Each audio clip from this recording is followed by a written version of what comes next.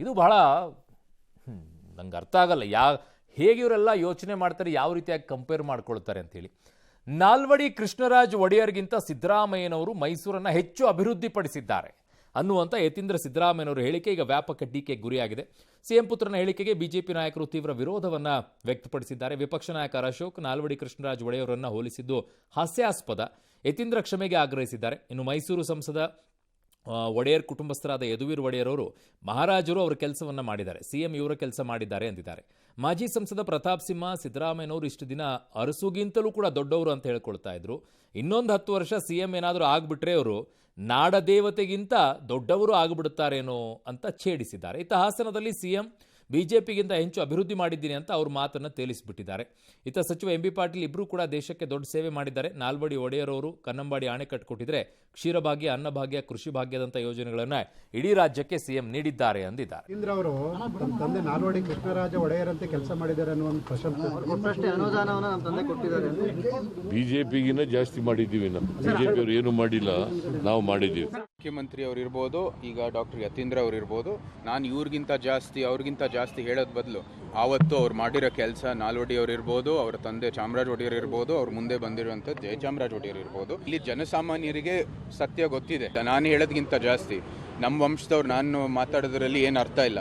ನೀವು ಬಂದು ಸಾಮಾನ್ಯರಿಗೆ ಬಂದು ಕೇಳಿ, ನಿಮಗೆ ಗೊತ್ತಾಗುತ್ತೆ ಯಾರು ಏನು ಮಾಡಿದ್ದಾರೆ ಇಲ್ವೋ ಅಂತ. ತಂದೆ ಮೇಲೆ ಇರುವಂತ ದುರಭಿಮಾನ, ಅಭಿಮಾನ ಅಲ್ಲ ಅಂತ ಹೇಳಿದ್ದಾರೆ. ಕರ್ನಾಟಕಕ್ಕೆ ಆ ಒಡೆಯರವರ ಕಾಣಿಕೆ KRS ಅನ್ನ ಕಟ್ಟಿದ್ರು. ಇವತ್ತು ಆ KRS ಇಂದ ಅನ್ನ ತಿಂತಾ ಇದ್ದೀರಿ. ಆ ಕಾಲದಲ್ಲೇ ಸಾಮಾಜಿಕ ನ್ಯಾಯವನ್ನ ಕೊಡಬೇಕು ಅಂತ ಅವಕಾಶ ಮಾಡಿಕೊಟ್ಟಂತವರು ಒಡೆಯರ್ ವಂಶಸ್ಥರು. ಸಿದ್ದರಾಮಯ್ಯನವರು ಮೂಡಾ ಸೈಟ್ ಅಲ್ಲಿ 14 ಸೈಟು ನನಗೆ ಬೇಕು ಅಂತ ತಗೊಂಡವ್ರನ್ನ, ಚಿನ್ನ ಅಡ್ಬಿಟ್ಟು KRS ಅನ್ನ ಕಡ್ದಂತವ್ರನ್ನ ಹೋಲಿಕೆ ಮಾಡೋದು ಎಷ್ಟು ಹಾಸ್ಯಾಸ್ಪದ. ಈ ರಾಜಕಾರಣಿಗಳು ಮಕ್ಕಳಿಗೆ ಆಸ್ತಿಯನ್ನ ಮಾಡಿಕೊಡಬಹುದು, ಆದ್ರೆ ತಲೆಯಲ್ಲಿ ಬುದ್ಧಿಯನ್ನು ತುಂಬಿಕೊಡಕ್ ಸಾಧ್ಯ ಇಲ್ಲ.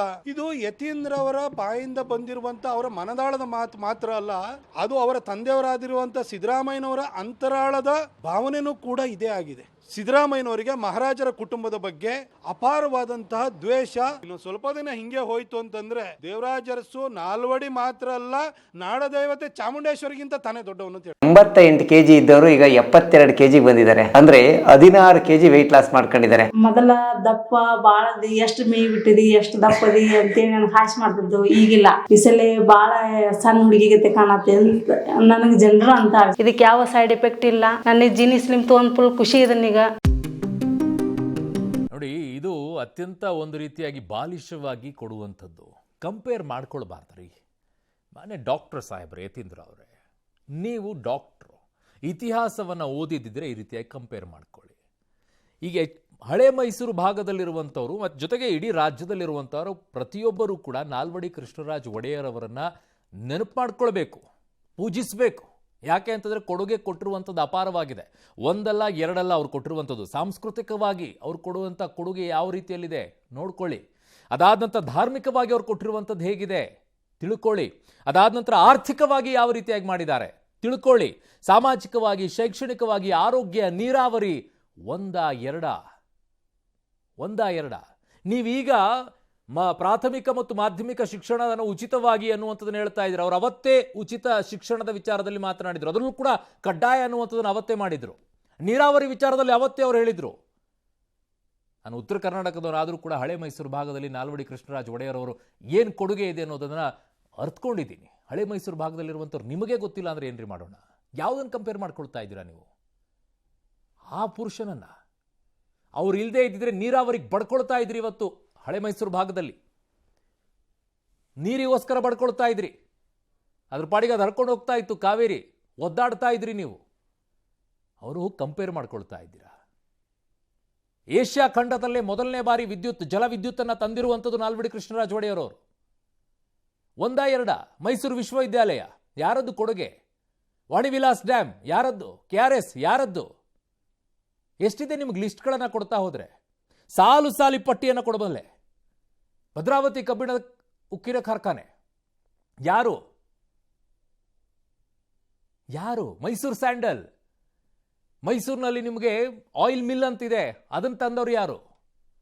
ಎಷ್ಟು ಹೇಳೋನ್ರಿ? ಪೇಪರ್ ಮಿಲ್ಲನ್ನು ತಂದರು. ಏನು ಅವ್ರು ಯಾವುದರಲ್ಲಿ ಕೊಡುಗೆ ಇಲ್ಲ ಹೇಳಿ, ಯಾವುದರಲ್ಲಿ ಇಲ್ಲ ಅವರದ್ದು. ಆಮೇಲೆ ಅವ್ರದ್ದು ಪ್ರಗತಿಪರ ಮತ್ತು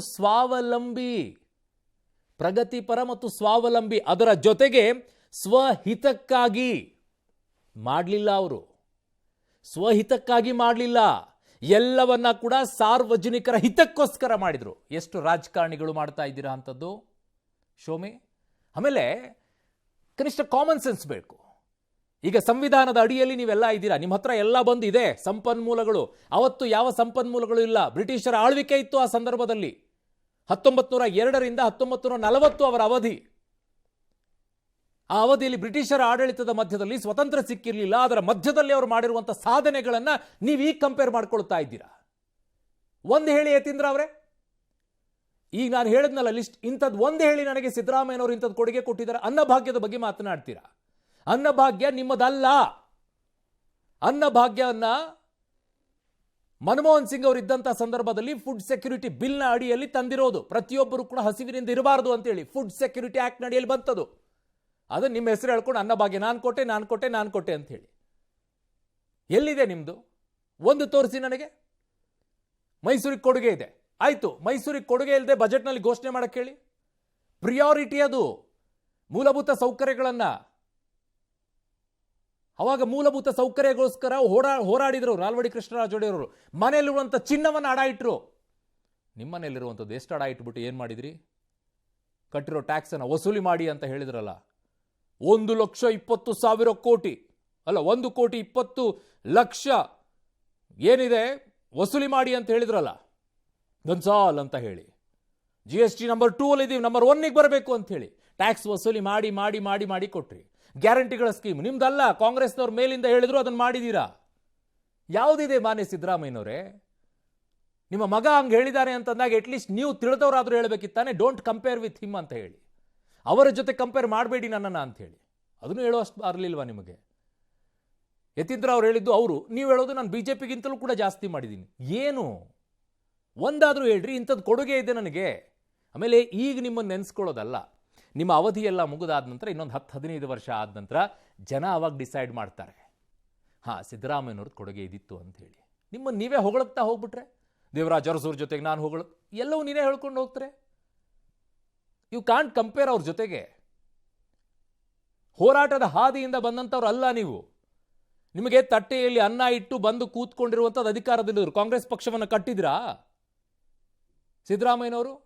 JDS ಪಕ್ಷವನ್ನು ಕಟ್ಟಿದ್ರಾ? ಜನತಾದಳ ಇದ್ದಾಗ ಸಿದ್ದರಾಮಯ್ಯನವರು ಬಂದರು, ಏನಾಯ್ತು ಆಮೇಲೆ? ಆಯ್ತು, ಒಂದಿಷ್ಟು ವೋಟ್ಸ್ಗಳಂತ ಸೀಟ್ಗಳನ್ನು ತಂದರು.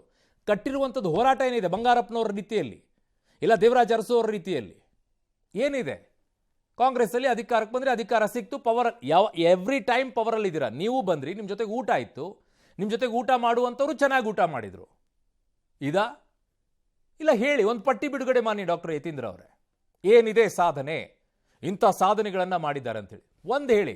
ನಾನೇ ಹೇಳ್ತೀನಿ ಬೇಕಿದ್ರೆ ಏನೇನು ಸಾಧನೆಗಳು ಅನ್ನೋದನ್ನು ನೀವು ಪಟ್ಟಿ ಕೊಡಿ ನನಗೆ.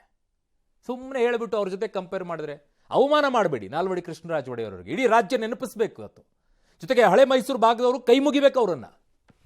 ನೀವು ಹೋಗ್ಬಿಟ್ಟು ಅವ್ರ ಜೊತೆ ಕಂಪೇರ್ ಮಾಡ್ಕೊಳ್ತಾ ಇದ್ದೀರ, ಅತಿ ಆಗ್ತಾ ಇದೆ ಇದು. ಅಂಥವ್ರ ಜೊತೆ ಕಂಪೇರ್ ಮಾಡಬೇಡಿ. ನೀವು ಕಂಪೇರ್ ಮಾಡೋಕ್ಕೆ ಸಾಧ್ಯನೇ ಇಲ್ಲ.